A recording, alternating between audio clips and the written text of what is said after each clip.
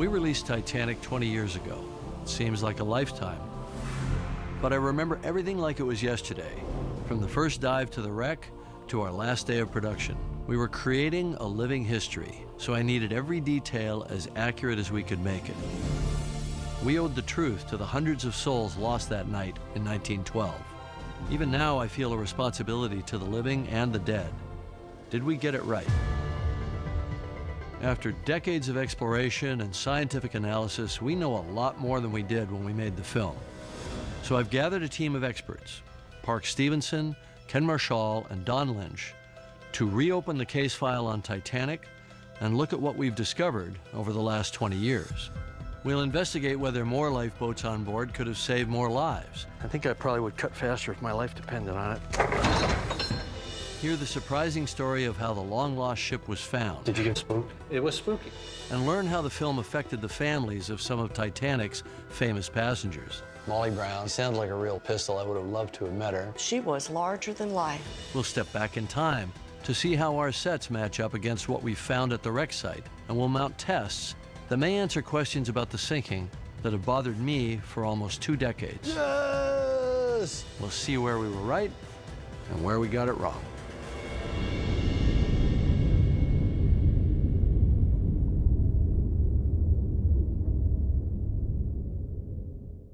Background and action.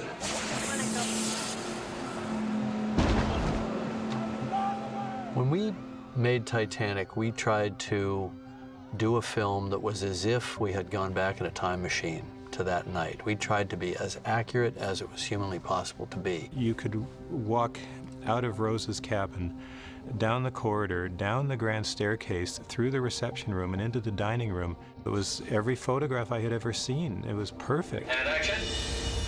That feeling that you had, no longer was Titanic just a story in a book or a picture. You were there. James not only made this movie, he embraced the subject. And the success of the movie made it possible to deploy new technologies to explore the wreck in ways that had never been done before. Who would have thought that stuff would still be there? It's a dream come true for me. To me, it just opened the door to so many mysteries and unanswered questions. And then that snowballed into a real lasting interest in the forensic work, the kind of marine archaeology of the wreck site, and a lasting interest in the history of Titanic and the impact that it had on society. The wreck is the last surviving witness to the disaster. It still has stories to tell for anybody willing to pay attention and listen to what the wreck has to tell us. Are you ready to go back to Titanic? On April 14th, 1912, at 11:40 p.m., the RMS Titanic struck an iceberg during its maiden voyage from Southampton, England, to New York City. 2 hours and 40 minutes later, it sank to the bottom of the Atlantic Ocean. Of the more than 2,200 passengers and crew on board, just over 700 survived that night. The wreck remained lost at sea until 1985, when oceanographer Robert Ballard discovered it while on a secret mission for the U.S. Navy. His expedition changed the way we explore the deep, and it changed my life. Bob and I recently met at the Ronald Reagan Presidential Library to take a look at their exhibit on Titanic. This is the story I could never tell. Bob Ballard is one of the nation's top oceanographers, but of course what he's best known for is discovering the Titanic. And that's an amazing story because it turns out that that was just a cover story for a mission that he was doing for the U.S. Navy at the time. In the 1960s, the U.S. Navy lost 2 nuclear submarines, the Thresher and the Scorpion, under mysterious circumstances. In the 1980s, Dr. Robert Ballard was brought in to explore the wreck sites and find out if the Soviet Union had gotten there first. My mission was to go out to both the Thresher and the Scorpion and completely document 100% of the wreckage. As it turns out, Ballard found the missing subs and completed his mission so quickly that he still had 12 days left to search for Titanic. It was actually mapping the wreckage that told me how to find the Titanic.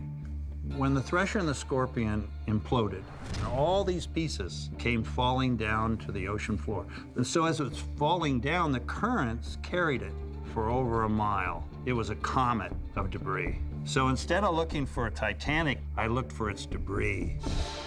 When the Carpathia got the distress call, it was down here, headed to the reported position. Ran into them early. Ahead of schedule. Yeah. So I said, what's the air celestial navigation back of 5 miles? So I said, let's go another 5. It has to be to the north. Yeah, right. So then you just run straight north. But so I run east-west lines to intersect, to intersect, but space them 0.9 miles. Yeah.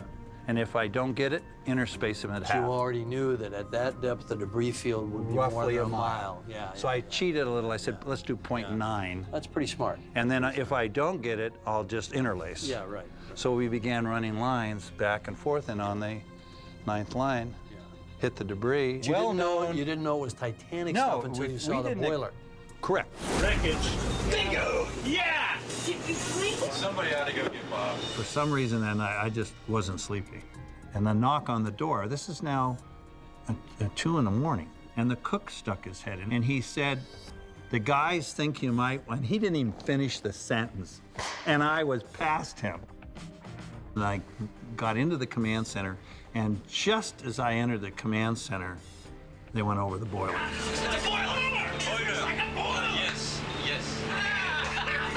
I knew it wasn't any wreck, it was the Titanic. And it was like scoring the winning goal at the buzzer. So our reaction was jubilant, jumping up and down, celebrating. And then someone said, she sinks in 20 minutes. And that innocent comment was devastating, because what were we doing celebrating anything? We were embarrassed that we were dancing on someone's grave. So I just said, stop the ship, I'm going outside. We went out on the fantail and we had a private memorial, and that was it. Everybody that dives Titanic has their own story of seeing it for the first time. And probably the most frequently asked question to me is, what was it like seeing the wreck for the first time? I get asked, what was it like? And I always want to tell them the story they want to hear, which was there she was in, this beautiful, stately ruin coming out of the darkness. That's not what happened. No. Oh, I remember when this was where we came in, we landed here. And it's a cliff. The wall of China. I mean, it's just a wall. And the first thing I recognized was the anti-fouling paint. Yeah, the red paint. It was still pink, and I said, too bad they didn't paint the whole ship with that stuff. And the bilge keel is sitting up on top of the sand. It was back here, right there. Yeah. And then the pilot, he said, we got to go. Yeah. So he dropped his weights, and then we began our ascent. But then these eyes. Yeah, which is your lights kicking back. Your lights, all the eyes of the the people were looking at us. Did you get spooked? It was spooky. Yeah. Because we were now in free ascent. Yeah. There was you couldn't stop. You dropped all your weights. Yeah. And it was just all these eyes, and then we cleared it. It was amazing. That's pretty much what it looked like to me the first time, except we were down here someplace, and we came in on her right about here. Yeah. And we had come across this bermed up mud. Yeah, yeah. He came up, and we just cleared here, and then we wound up sitting up here. Yeah. But there's also nothing cooler than coming up on her from the that was our second time. That's the money shot. And that's the money shot looking up. We did it for fake in the movie, and it's the transition shot where it goes into 1912. Yeah. So we come past Old Rose's face, we come to that shot of the stem, the vertical bow, and then we transition into 1912, and we crane up over it, and we see the whole ship. Watch your mate there, sir. Come on, get a rope.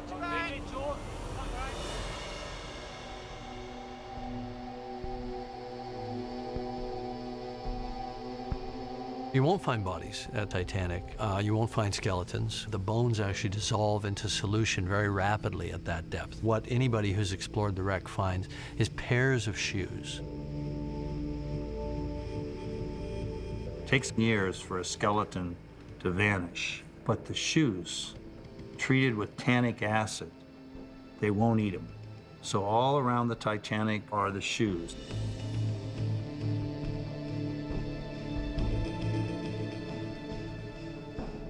There's a scene where we were filming and we came across a pair of women's shoes. Yeah. next to a pair of girls' shoes. These were people. These were people. Those shoes got to the Those bottom double on people. They were in their cabin. Yeah. Because the cabin was all around the destruction of it. And there was a hand mirror next to them. Yeah. And a comb. Yeah. And then a bone comb. So I could imagine her holding the mirror as her mother combed her hair and then put the bone comb Create in. a whole story. This is the human element. This is what people touched. It's what they lived with. Amazing.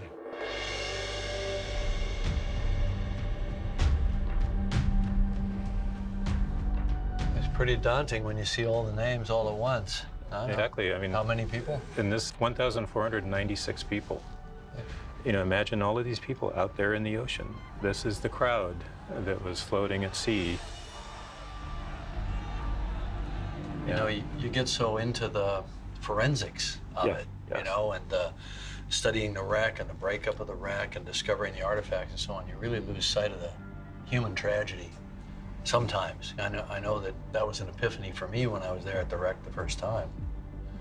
You know, how that hit me. And I'd been studying it for months, you know, but it wasn't out of remove. It wasn't a myth anymore. These were real people. Yeah. Everybody had a family somewhere that's probably affected to this day. Hi, Paul. Paul is the great-grandson of Isidore and Ida Strauss. I know their story well. I wanted to meet with the families of Titanic victims and survivors, to hear their stories and learn how they felt about how I depicted their ancestors. I started with Paul Kurzman. His great-grandfather, Isidore Strauss, was a self-made millionaire and a former congressman. He and his wife, Ida, chose to die together on the Titanic. The story, as you know so well, is that she got into a lifeboat, women and children did, and expected her husband, Isidore, to follow. To come in, yeah. And he said, I will not enter a lifeboat until I see that all the women and children on board are in lifeboats. And she said, No! We've been together for 40 years. And where you go, I go. Don't argue with me, Isidore. You know it does no good. we will be on the ship together as it goes down. We will die as we have lived together. When they found Isidore's body, they found a locket with the initials Isidore Strauss. Here is a picture of their eldest son, Jesse, and here is a picture of their eldest daughter, Sarah. Grandmother. My grandmother. Your grandmother. So that's what he kept close to his heart. And this is the most precious item in my life. Right. That's powerful. It's powerful. When the end of the film came, I didn't want to move. I didn't want to leave the theater. Well, thanks. I was captured. It was really the accuracy, the work that you did as director toward ensuring authenticity. It wasn't of the just me, film. though. It wasn't just me, because once we had dived to the wreck, everybody who came aboard, production designer, costume designer, everyone felt that we had to live up to that standard. 20 years ago, we tried to bring Titanic to life without compromise. We did the best we could with the information we had. But since then, I've made 33 dives to the wreck site, and I've discovered surprising new things about the ship, and solved mysteries that have puzzled explorers for decades.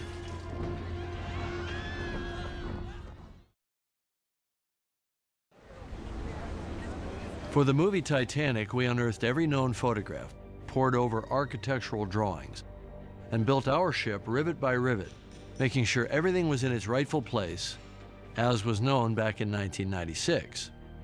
Today, at the Reagan Library exhibit, we'll look back at some of our film sets armed with ROV footage from my 33 dives to the wreck to see what we got right and what we didn't. It's quite proper, I assure you. This is the sitting room. Wow, so they've completely rebuilt the set. You know, I haven't seen this since we made the film 20 years ago. Great? It's great, yeah. This was like one of our first couple days of shooting. One of the very first things that Kate Winslet and Leonardo had to do was, you know, get naked. We were inspired by this Regency motif that was known to be on Olympic and known to be on Titanic in other rooms. And we placed it into the Portside Millionaire Suite, the three-room suite, because nobody knew what was in there. We didn't know that at the time. I was working in what was not known. The crazy thing about all this is we made the movie in '96, and in 2005 we got into the Strauss suite on B deck, and it looked just like the fake set. The most excited I've ever seen you. Oh man, that was like I was geeking out. Oh, say it's not the clock. It looks like a clock to me. Say it is not the clock on the mantle. Oh my God! And look at the woodwork. Outrageous. It was just sitting there. It was utterly surreal. It was like a little bubble of perfect preservation. Oh, it's unbelievable. If you wrote a screenplay with that, it's almost, you know, like pushing it. Yeah, sure, the clock's going to still be sitting on the mantle. It was. Of course, it was attached for heavy seas in the North Atlantic, but that nothing hit it, that no furniture floating around the room took it out or broke the glass. Exactly. That clock holds an important forensic clue. That clock has the time that this cabin flooded. Right. And we know the times on the chronometer on the bridge, so if we can get the time off that clock and match it to the time on the bridge chronometer, we have the rate of Titanic sinking. You're telling me I got to go back down there? Well, there's some muck on that thing. We need to clean it off and see what it says.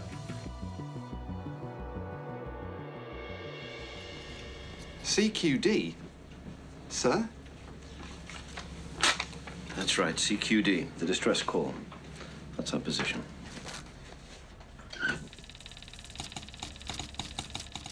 When we shot the film in '96, this was based on the best information we had. Right. There was one kind of funky double exposed picture of Titanic. And it showed kind of this area, as I recall. And this is not in the photo. You didn't see any of that. We assumed it was there. Because the Olympic photos showed it. Yeah, so this was actually a pretty good reproduction of Olympic, and it turned out to be completely wrong for Titanic once we got in there with the ROV.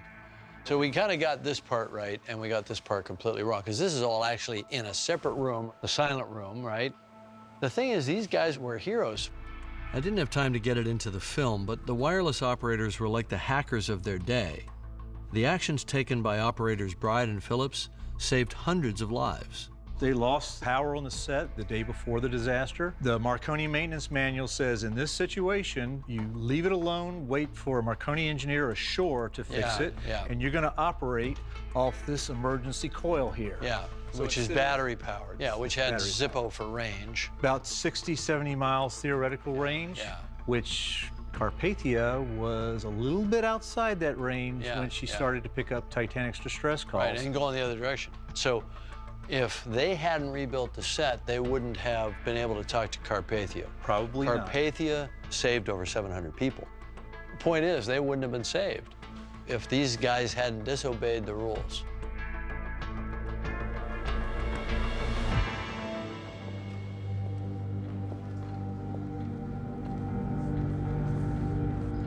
So you want to go to a real party? So this is the grand staircase, which we built it from the plans, the way they actually built the staircase. So the staircase has got a steel footing. Then when we sank the ship, it lifted. Wood is buoyant. It ripped off that footing and it all floated up. And it actually pinned two stunt players. Fortunately, they weren't hurt, but it was a pretty scary moment. When the wreck was first found, there was no staircase. And the assumption was made that the little wood-boring mollusks had eaten the whole thing. But then we couldn't figure out why all the columns and wall paneling and everything on the D-deck level and so on were still there.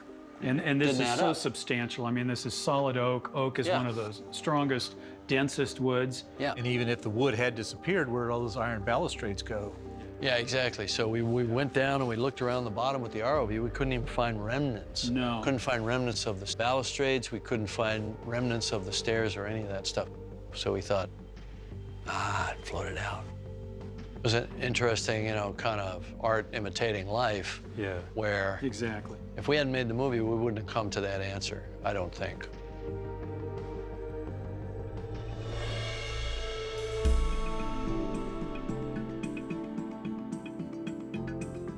Wandering through the Titanic exhibit, it's hard not to feel haunted by the relics of the past. A deck chair, a gold pocket watch, a traveling coat. You feel the lost souls standing there beside you And I felt that way making the movie as well. This is Jim Cameron. This is Pleasure to Jackie meet you. Greco. Hi. Her Very nice. grandparents were John Jacob Astor and Madeline Sure, Astor. of course, yeah. In the case of John Jacob Astor and Madeline, I mean, here was the richest man on the Titanic with his brand new wife and starting a new family and everything. Jackie had a strong personality, and I saw kind of a through line in that spark of life that I imagine J.J. Astor had. Thank you for joining us here. Your father, I believe, was in Madeline Astor's abdomen at that point. She was 5 months pregnant. His little wifey there, Madeline, is my age and in a delicate condition. See how she's trying to hide it? He seemed like a really interesting man. He's an absolutely fascinating man. And he was more praised for dying as a hero rather than the life that he actually led, which was quite amazing. He had a curious mind. We shot a couple scenes around their story that got cut out of the movie. I was fascinated by the moment where he was cutting open the life preserver and seeing the cork and figuring out how the life preserver worked. But this is what Madeline wore. It looks tiny. Yeah, well, this life jacket kept her warm and maybe kept her alive. My father went to Halifax and he was offered that, and he said he just couldn't even talk about it. Couldn't even think about it. Too traumatic. They changed his life, and I think his mother was totally traumatized. Yeah. Do you, by any chance, know how my grandfather died? And if the lifeboat number 4 that my grandmother was in was close enough to have seen it? I don't think they would have seen it. Because he died with the funnel collapsing. It's thought because of the soot on his body. Your vision of the faces in the water gave just the most amazing, chilling feeling. I think one of my realizations after the film was released is that, you know, this isn't ancient history. This isn't 200 years ago. In trying to sell viscerally how traumatic it must have been for the survivors, including going back into that field of bodies, trying to find somebody still alive, you know, I probably wasn't as sensitive to how that might have felt to people whose families had been traumatized by the event. I'd never thought about it before. Yeah. And I saw it, and it really hit me. The film Titanic depicted what we believed was an accurate portrayal of the ship's last hours. We showed it sinking bow first, lifting the stern high in the air before its massive weight broke the vessel in two. Over the past 20 years, I've been trying to figure out if we got that right. I've dived to the wreck dozens of times, and I brought in naval engineers to analyze all the complex variables at work.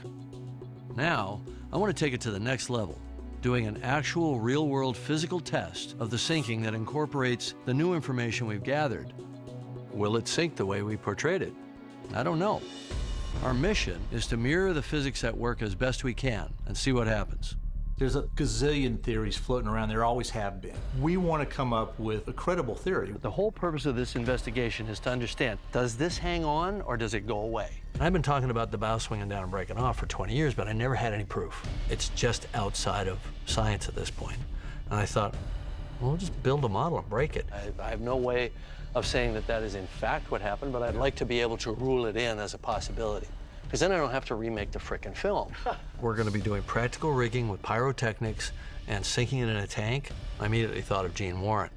I've known him forever, and we've done a few projects together over the years. Let's think about what would be the best way to help hold that up when this breaks. He wanted us to do a disaster forensics on really what happened when Titanic sank. Because water is water. Water doesn't change its dynamics. Let's see what the bow does, let's see what the stern does, and recreate what might have happened. I've been wanting to do this damn model test for a long time. I knew that trying to incorporate all the lessons we'd learned about the sinking into a single model test wouldn't be easy. Well, that's not what I believe happened. But I was about to find out just how hard it would be. You're not following what I'm saying.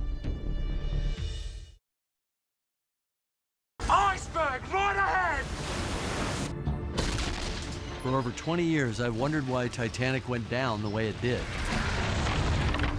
The movie, it breaks, and the stern falls back with a big wave, and then the bow pulls it down, and its stern stands up straight, and then the bow breaks off, sinks straight down, and that stern's sitting there, and it slowly goes down. It's a dramatic image, and as accurate as I could make it at the time. But I've never stopped trying to find out exactly what happened.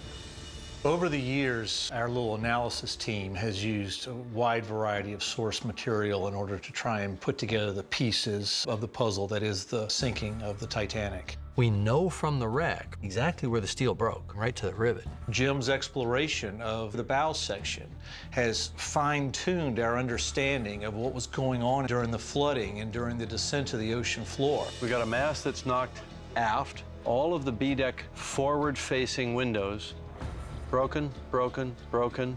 To me, that all adds up to a very strong longitudinal flow over the ship. We see a consistent pattern of the effects of an almost hurricane-like flow of water from the front of the ship toward the back of the ship.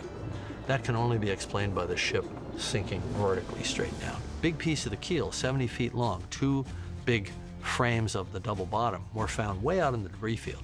They had been ripped off the ship by what? Well, they'd been ripped off by the bow, separating. Bit by bit, putting all these little data points together, we're essentially able to reverse engineer major key frames of the sinking. We engaged the United States Navy to build 2 computer simulation models of Titanic. One showed us how the water progressed through the ship as it sank. The other measures the stresses in a hull. And what it told us was Titanic didn't need to rise 90 degrees out of the water. The model calculated approximately 23 degrees before the peak stresses were realized in the structure and she broke. But for a ship the size of Titanic to sink, there's an unlimited number of variables going on during the sinking. The computer simulation would bear some of that out, but too many variables to nail down exactly what would happen. So we got to try a different dimension, and that's where the physical model comes in. Hydrodynamically, it's got to be pretty close to what the ship was, I think. It's a one-off model. It's not 100% accurate in some of its fine details, but it was accurate in terms of the overall shape, which is all we really need for a hydrodynamic study. The biggest part was having this model float and then sink like we learned from all of our research gathering. It's a known length, right? 70 feet. Yes. 70 feet from the break point aft. here. We knew that the model was going to have to break, so we had to put in a mechanism that would allow it to break at the point where our computer simulation had indicated. And so this is the hinge piece down here? The hinge is right here. No, that's not what I'm calling the hinge piece. The hinge isn't here. The hinge is here. Jim, he'd given us some direction. We kind of got it half right, but he wanted the hinge in a different place. It's what I call the banana theory, which is as the ship broke, that keel, the strongest part of the ship, held on. This falls back, and that's there, and then it rips away. That's and there's your hinge piece. And as it ripped away, it formed almost like a third piece. The keel, it goes like that. No, it doesn't take off yet, necessarily. That's what we want to understand. Right. It's a kind of a proof of concept. We can never prove what actually happened. We can only prove what might have happened. The hydrodynamic forces on this were enough to snap the mast aft, blow the wheelhouse off. Jim came in and looked at it, and what he did not see is the water flow that accounts for a lot of the damage that we've seen at the wreck. So he's directed some changes so that we can truly remove any latent buoyancy left in the bow. We didn't have all the interior walls and everything that would have slowed down the rate of flooding. So we used a combination of sponges and foam. Foam to provide buoyancy, sponges to provide a delaying factor in how quickly a space will fill up with water once flooding. It's all very catastrophic right in here and very fast, which is the equivalent of this, wicking the water in rapidly. Each successive run was basically a fine-tuning of the model to where we would see it perform the way that we knew it had to. Haven't we sunk this damn ship yet? Believe it or not, we're doing the banana peel. Okay, well, let's see what we got. That thing's buoyant, so that's no good. It needs to be negative. Then we came up with another problem. When the ship breaks, it loses buoyancy. Our buoyancy was foam. We couldn't just make it disappear when it broke, so we had to come up with a method to have the foam work its own way out of the hull to simulate the loss of buoyancy after the break. If they tried to adjust flotation in this so that the break happened where it's always been filmed, it's too high out of the water. Yeah, we definitely got that wrong. At that point, it became a team effort. I would drill up this area, right? Yeah. This should all be packed with sponge up in here. He jumped in with us like we were at Roger Corman days, like he was in his 20s again. So we'll probably have to cut these up, right? There we were, back rigging stuff together and doing tape and soldering and all the things that you do. That wasn't setting the Wayback Machine for 20 years ago on Titanic. That was setting it back to the early 80s for me. You've done this before. A few times. I'm blowing my share of up. Tried to figure out how to do it in a way that we fine-tune the breakup. By changing that timing, we could have the stern fall back more or fall back less, have the bow swing down more or swing down less. When we did our computer simulation, there was a moment where the stresses on the ship exceeded the strength of the material. And that's when it should have broken. And that happened when the ship tilted to 23 degrees. So when we sank the ship at 23 degrees, it seemed to do everything that was observed. We said it broke at 23 degrees, so we were actually breaking at around 25, 26 degrees, according to this crude test. But I mean, I think, you know, it's telling us something. We're homing in on this. And in fact, that was even increased when it broke. The stern kind of popped up a little bit, and you could kind of see the break. And the bow swung down and detached and fell vertically. So we feel pretty comfortable that it was somewhere between maybe 20 and 30 degrees of tilt when it broke. All right, here we go. Let's do it. Let's roll. All right, so drops are clear. And brakes right at the water line. Oh, that's comes sweet. up a little bit. Sweet. Swings down, pulls the stern more vertical. That's a banana model. Check that out. Touchdown! We did see some scenarios played out almost exactly as it was filmed. The stern going under vertically, giving Jack and Rose their few moments right there at the fantail. As the stern came up and went vertical, it always turned almost 90 degrees. And that's exactly what people saw. And people describe it standing up like a tower or like a finger pointing at the sky. And that's exactly what we saw. Yes! Vertical stern!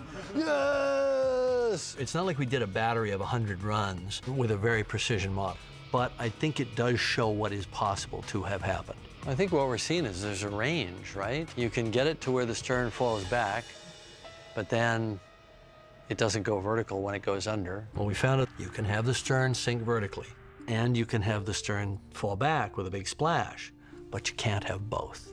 So the film is wrong on one point or the other.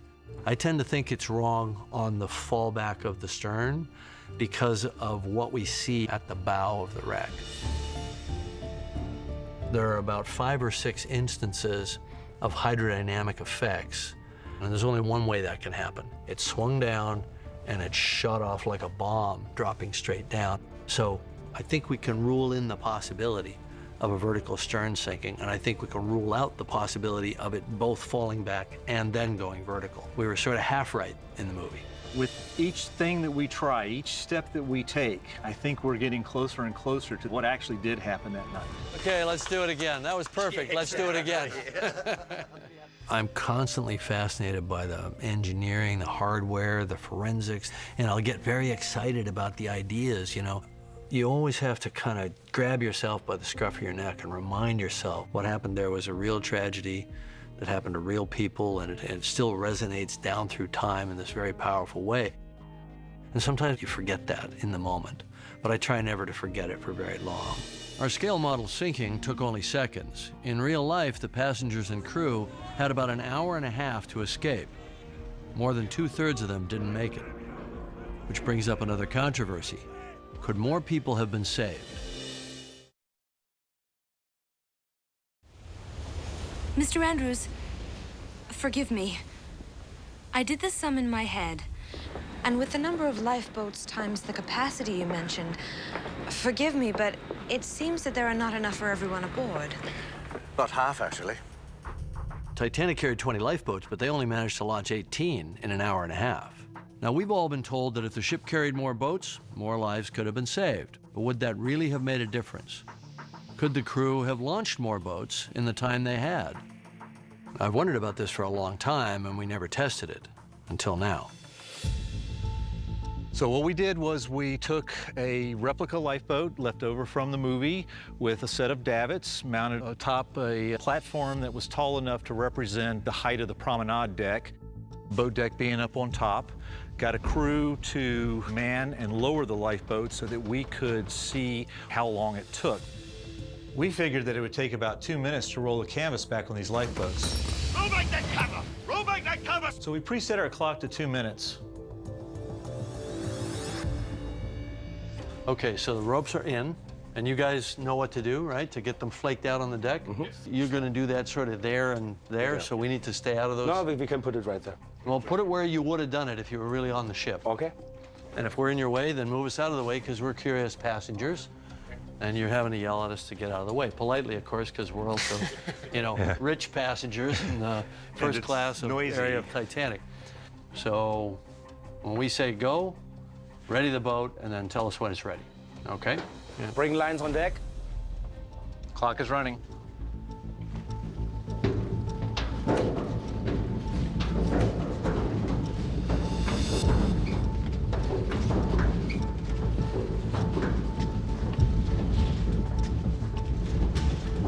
Remove cradle. Swing boat out. Yeah, you can see how geared down it is on that lead screw. It takes a lot of cranks to get that davit to move just a few feet. Keel cleared. Keep cranking. The other thing you notice was the voice commands by the officer coordinating the two sides. And in the beginning, with that steam going off, they're going to have trouble hearing. Somebody would have to yell back and forth, or somebody just have to see the other guys working and just imitate, because they couldn't hear anything.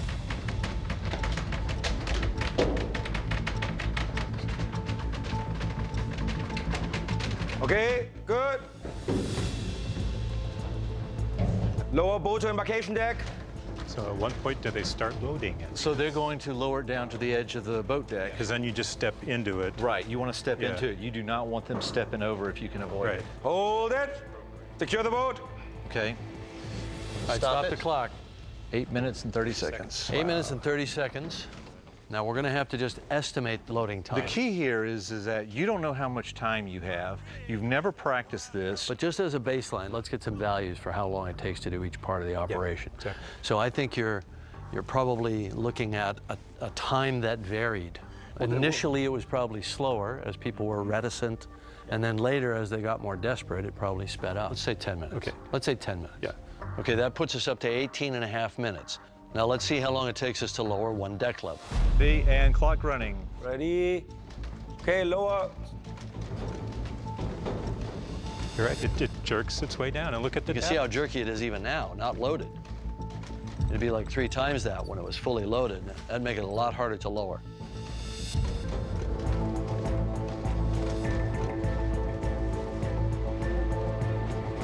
Okay, hold it. Okay, stopping the clock. So what was that? Just shy of 2 minutes. Just shy of 2 minutes. Okay, so that's 2 minutes to go 10 feet. It's another 50 feet to the water. So we have to add another 10 minutes. So that's 30 minutes, 30 seconds. And they were working simultaneously. They were loading passengers in while they were cranking out the next boat. Right. Then our times can telescope somewhat. When you start multiplying it out, it should have taken more like 2 hours. From the time the lifeboats were ordered, launched, you had about an hour and a half. However they managed it, they had just enough time to get those boats away. Not quite enough time. Yeah, not quite. The truth is the last 2 boats, the last 2 collapsibles were washed off the ship. They did not have time. It's actually pretty amazing that they managed to launch as many lifeboats as they did. And what made it even more challenging was that in the final stages of Titanic sinking, the lifeboats were being launched right on top of each other. To avoid being crushed, men were cutting the ropes connected to the davits with pocket knives. I mean, I want to see for myself how difficult that was. Let's raise up one end of the boat in contact. About 1 inch out of the cradle, and then they want to cut one of the ropes. Okay. No, I was thinking more like a foot. Let's do an action shot.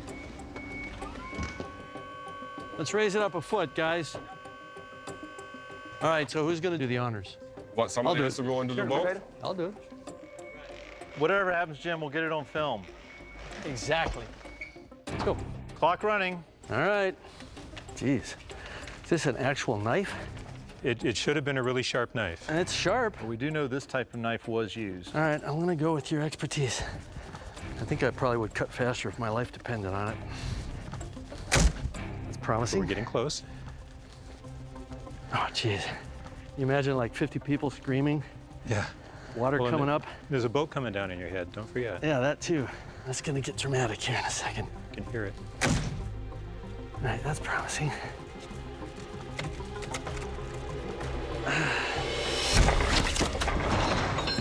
Beauty. And we're free. Yeah. So how long did that take? 140. I would say if my life depended on it, I could probably shave about 30 seconds off that. And you go for a ride. I think if you had more lifeboats on that ship, they would have just gotten in the way, and it might have cost hundreds of lives.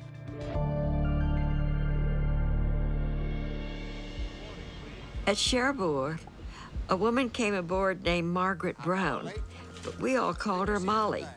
History would call her the unsinkable Molly Brown. Well, I wasn't about to wait all day for you, Sonny. Yes. Here, if you think you can manage. Yes. Margaret Brown was one of the most famous survivors of the Titanic.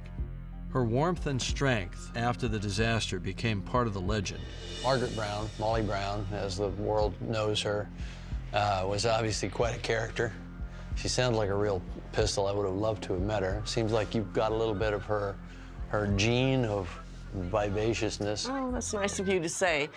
She was intelligent. She had like that emotional intelligence to read the situations, and I really like that. The fact that she was in boat 6 with the guy that was at the helm when they hit the iceberg, the guy that was in the crow's nest who should have spotted the iceberg maybe a little bit sooner, and then the helmsman, Hitchens, he refused to go back and got into a real tussle with her. There's plenty of room for more. And there'll be one less on this boat. If you don't shut that hole in your face. I like to say that my great-grandmother's story starts where your movie left off, because later in the night, she actually took over that boat. Right. Actually using the same threat that Hitchens had used on her, that if you interfere with us doing what I think we need to do right now, I'm gonna throw you overboard. You don't understand. If we go back, they'll swamp the boat. They'll pull us right down, I'm telling you. Knock it off. You're scaring me. And they told me that he had said during his lifetime, Mrs. Brown could have gotten into any boat that night. Why did she have to step in mine? Well, she was very confronting with him. He was at the helm when the ship hit an iceberg.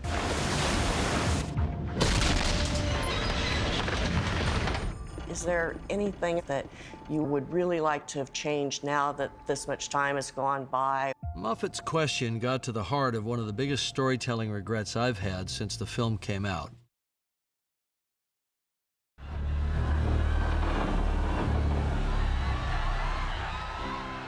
So now I've learned a little bit more about my ancestor, but is there anything that you would really like to have changed now that this much time has gone by, or based on reaction from the movie, or? Well, you know, it's interesting. I think that meeting people such as yourselves who are connected, whose families are connected to the event, really made me appreciate something that I don't think I quite realized when I was making the film. Yes, I knew it was history, but I wasn't as sensitive to the families, I don't think, the descendants, and how that story meant so much to them.